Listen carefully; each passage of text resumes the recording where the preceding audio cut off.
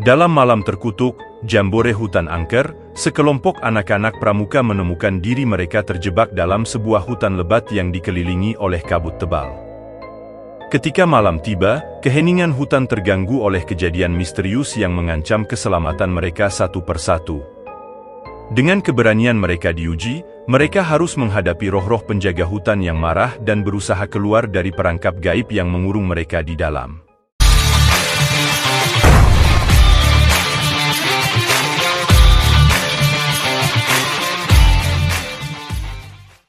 Di sebuah hutan lebat yang dikelilingi oleh kabut tebal, terdapat sebuah jambore yang diadakan oleh sekumpulan anak-anak pramuka.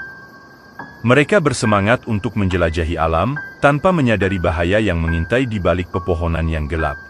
Ketika malam tiba, api unggun menjadi pusat kegiatan. Mereka duduk bersama sambil bercerita dan bernyanyi. Namun, suasana menjadi mencekam ketika salah satu anak pramuka menghilang secara misterius saat pergi ke belakang pohon untuk buang air kecil.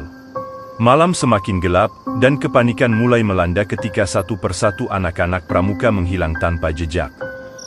Mereka mendengar suara-suara aneh di hutan, seperti desisan angin yang menusuk tulang dan suara langkah kaki di belakang mereka.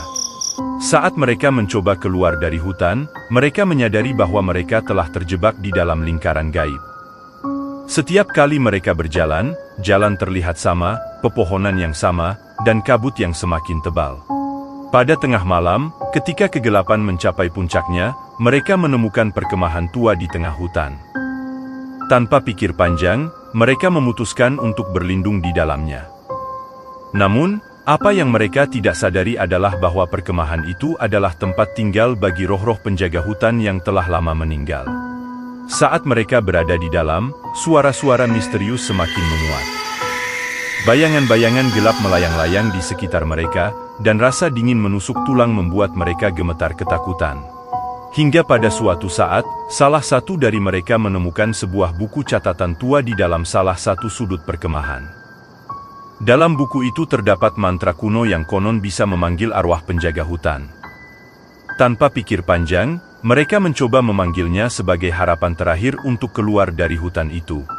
Namun, upaya mereka hanya membuat keadaan semakin buruk. Arwah-arwah itu menjadi marah dan mengamuk di sekitar mereka. Mereka menyadari bahwa satu-satunya cara untuk keluar dari terjebak dalam hutan itu adalah dengan meyakinkan roh-roh itu bahwa mereka datang dengan niat baik dan tidak bermaksud mengganggu kedamaian mereka. Dengan hati yang gemetar, mereka berlutut di tengah perkemahan dan memohon ampun kepada roh-roh penjaga hutan.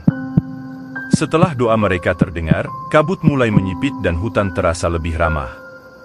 Mereka pun akhirnya dapat melihat jalan keluar.